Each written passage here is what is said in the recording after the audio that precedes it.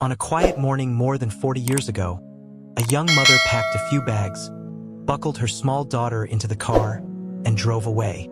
She told no one where she was going. She left behind no note, no forwarding address, no explanation.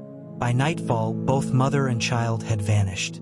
At first, family members assumed it was temporary, a cooling-off period after a bitter custody dispute. But days turned into weeks and weeks into months. Phone calls went unanswered.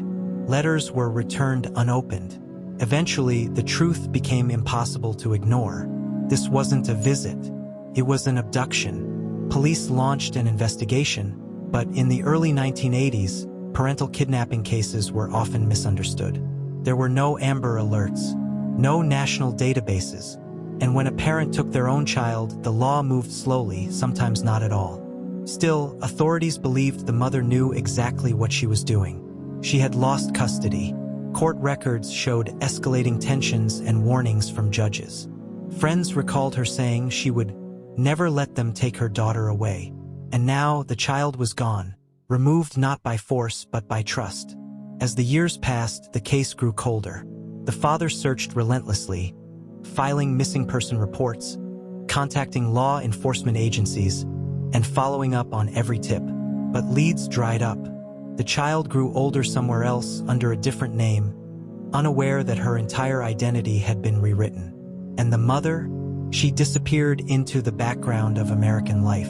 She crossed state lines. She blended in. She worked jobs that required little paperwork. She introduced herself by a new name and avoided official systems whenever possible. To neighbors and co-workers, she was just another woman living quietly. No one suspected she was one of the longest-running fugitives in a parental kidnapping case. For decades, the system failed to find her. Until one day, 40 years later, that silence shattered. In a moment so ordinary it felt unreal, law enforcement finally caught up with her. Not hiding, not running, but living openly under an assumed identity. The question wasn't just how she stayed hidden for so long. It was what happens when a child stolen decades ago finally learns the truth, and whether justice can still exist after 40 years on the run. By the time the mother crossed her second state line, she had already begun erasing herself.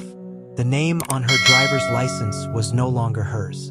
The address she gave employers didn't exist on any official record. She paid cash whenever possible, avoided doctors, and never enrolled her daughter in systems that required birth certificates or social security numbers.